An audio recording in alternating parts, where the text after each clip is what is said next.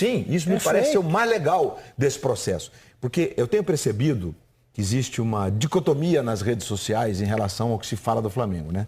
Porque muita gente acha bacana, respeita, tá aí a classificação do campeonato, olha só. O Palmeiras com 63, naquele gráfico que a gente acabou de mostrar, seria líder em quase todos os campeonatos, aí, com 4 ou 5 fora. Né? O Santos com 58 seria líder em alguns. 50% talvez de campeonato. Talvez. Né?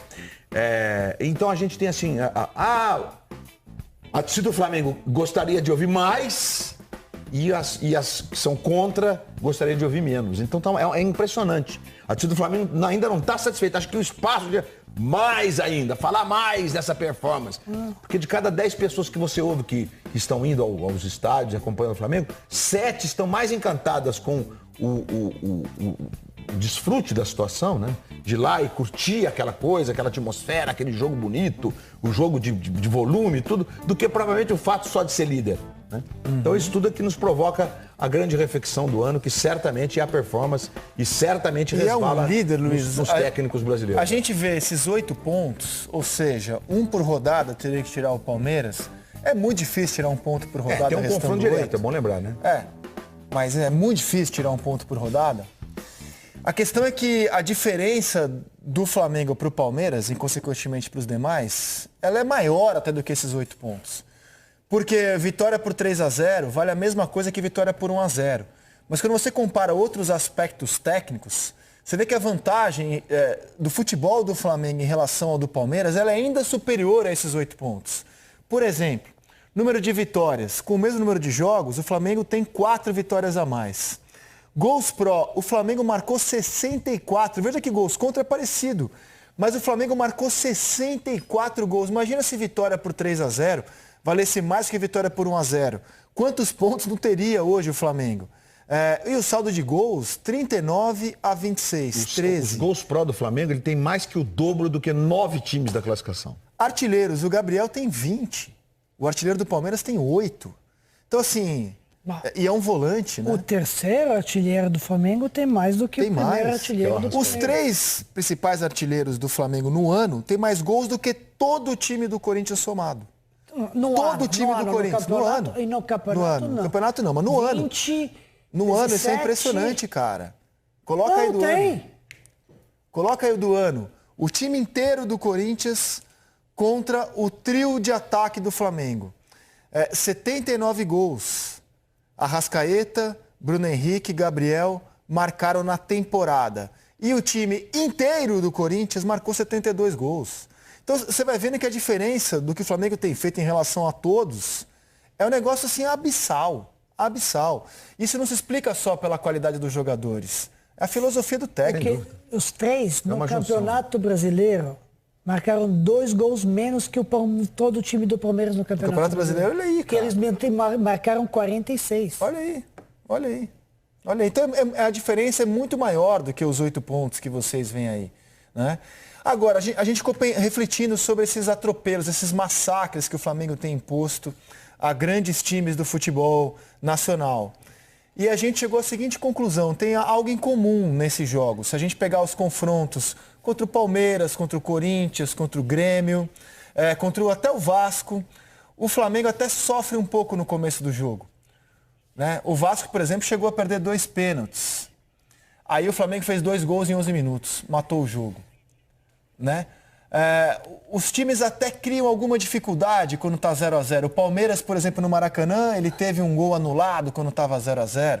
O Vasco foi melhor no primeiro tempo. No segundo tempo já foi atropelado. O Palmeiras abriu esse confronto fazendo um gol. Mas muito rapidamente o Flamengo impõe seu ritmo e faz 2 gols em 26 minutos e depois virou o passeio que virou no Maracanã, né? Contra o Inter também teve uma chance de abrir o placar, né? Só que aí o Flamengo resolveu com 2 gols em 5 minutos no segundo tempo. Não, mas isso é da Libertadores, sim. Mas tudo bem. Estamos misturando com o brasileiro. Beleza. O brasileiro foi contra o 3-1 Grêmio pela Libertadores. O jogo começou enrolado para o Flamengo. O Maicon perdeu essa chance, estava equilibrado no primeiro tempo. O Grêmio estava até superior em boa parte do primeiro tempo. Aí o Flamengo, muito rápido, vai lá e mata o jogo, né? Muito rápido, faz 2 gols em 10 minutos. E ontem é a mesma coisa. O Corinthians até começou bem o jogo. Criou alguma dificuldade. Só que aí o Flamengo vai lá e atropela. faz 2 gols no fim do primeiro tempo. Então é uma característica desses confrontos. Eu não sei se é porque o Flamengo começa estudando o rival, ou se é porque o rival começa com tudo e aí sofre um revés. Pô, eu com tudo aqui, já estou perdendo de 1-0 e ele desiste. Mas tem sido comum. O Flamengo começa com alguma dificuldade e de repente enfileira gols e acaba o jogo. Eu perguntaria a opinião do Sérgio de respeito a isso, porque depois eu vou falar visando o último jogo que eu fiz ontem. Você fez pelo Globo, estávamos lá. O que você acha dessa aí? Eu acho que tem uma... os jogadores pegaram não vou chamar de filosofia, mas um dogma do Jesus, que é o do torcer a faca, né? Ele fazia isso quando você vai ler o que o Jesus fez em Portugal. Isso era uma característica do trabalho dele. Ele tem ontem um texto muito bom de um jornalista, o Ricardo Pereira, eu acho, português, falando dessa história de como ele encarava os jogos depois que marcava o primeiro gol. É uma fúria, porque aquele é o momento, né, que o time está cambaleando. E aí você vai lá e se a gente pegar a imagem de uma faca, você não Vamos usar um pugilista melhor do que a faca, né? O cara tomou um soco, tá cambaleando. Tá grogue, e você vai lá e tum. E mais um jab, não sei o quê, né? Então, assim, é algo diferente. A gente não está muito acostumado a ver isso no futebol brasileiro. O Grêmio, em alguns momentos do Renato, o time pegou um pouco dessa lógica. O Santos, em alguns momentos, o São Paulo também conseguiu essa energia para tentar liquidar o jogo. Na minha opinião, foi o que mais conseguiu. É verdade. O Santos. O jogo do Maracanã foi o mais equilibrado do Flamengo, jogado num nível muito alto de rotação, que eu quero dizer, né?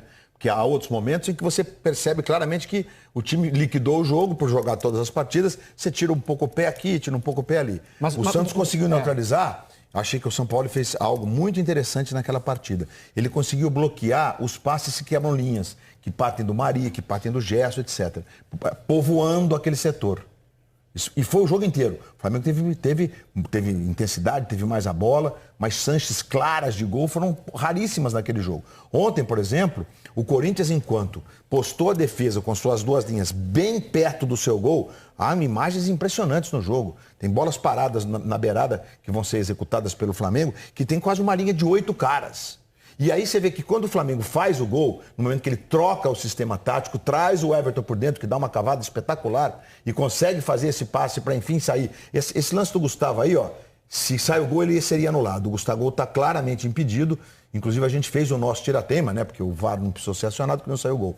Então, essas 2 finalizações, a bola do Everton Ribeiro que eu me referi. E aí, então, nasce o lance do gol. E depois do gol, aí o Pet também estava no jogo, você percebe que o Corinthians, ele, não sei se instintivamente, sem querer, mas ele dá um vacilo que ele adianta a defesa 1 minuto depois. E aí você percebe que sai o gol com a defesa adiantada, que é exatamente como os passes que quebram as linhas do Flamengo funcionam de forma espetacular para atacar. Nós vamos mostrar esse gol em detalhes, que é o segundo gol. Que é isso aí. Olha só como a defesa do Corinthians não está mais lá dentro, olha. Aí o Gerson dá um drible desconcertante no Ralf. Parece que eles estão jogando outro tipo de esporte, né? E a defesa do Corinthians muito já na intermediária.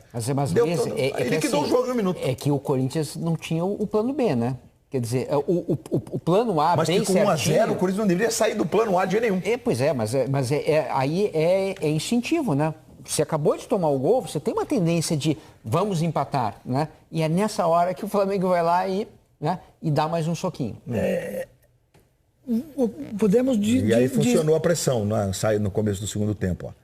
O que acontece? 23 segundos. O seguinte, o que acontece com o Flamengo? Acho que muito bom você estar percebendo esse detalhe de que com rival, né, ferido, o Flamengo vai lá e mata. Não deixa levantar. E isso é muito bom porque normalmente no futebol brasileiro, quem faz gol se recua. É contra-intuitivo. A intuição do jogador brasileiro é: fiz o gol, dê uma recuadinha. Acho que intuição não deve ser isso, intuitivo. Acho que muito mais tático e insegurança, medo de resultado e tudo isso, e não saber o que fazer e não saber aproveitar.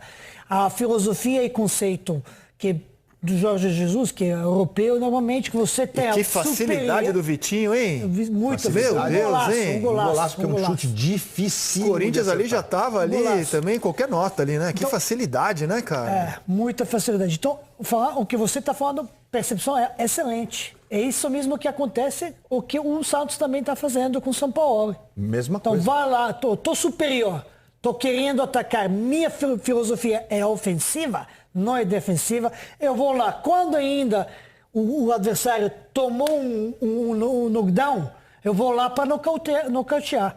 Perfeito. Mas o Flamengo é o seguinte... Você agora entende de boxe. O futebol brasileiro é assim, ó. Mas se mandou bem. Vai lá, o cara cambaleou, caiu uma vez, tá bom.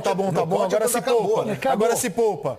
O Jesus não. Sim. O adversário sentiu, vai lá e derruba. Jorge não, Jorge outro não. Então pouco vai lá e derruba. Renato também tem isso, mas tem menos um pouco, mas talvez pelo... característica do jogador, de elenco e perfil dos jogadores, né? Isso é uma coisa. Agora, ontem, a gente pode analisar as coisas, mas o que é o óbvio ontem? Primeiro, acho que a postura do Corinthians, estão falando de dois tempos diferentes. A postura do Corinthians foi diferente dos últimos 10 jogos, pelo menos, que a gente lembra.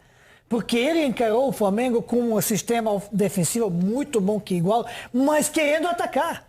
Partindo no contra-ataque quando podia, e chegava no contra-ataque com 4 ou 5 jogadores e às vezes pressionava a saída da bola do Flamengo. E foi perfeito na sua execução e o Flamengo teve dificuldade de criar chance. Tanto que o Flamengo, antes da penalidade máxima, nenhuma vez botou o Cássio trabalhar.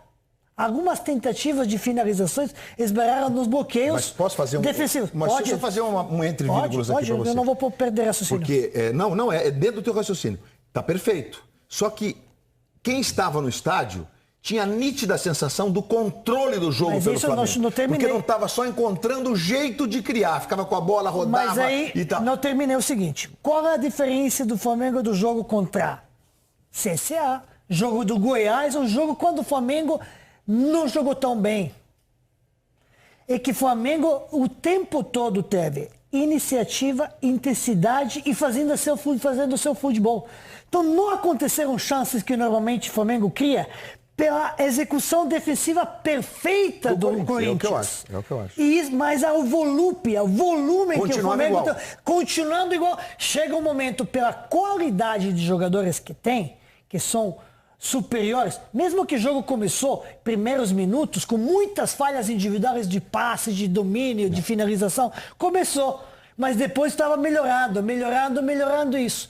E assim cria, aí tá dizendo, troca de posição, já tinha trocado 10 vezes posição o Everton Ribeiro e o De Arrascaeta, e não sofreu efeito. Que às vezes, sabe que a água morna bate, né? Tanto bate que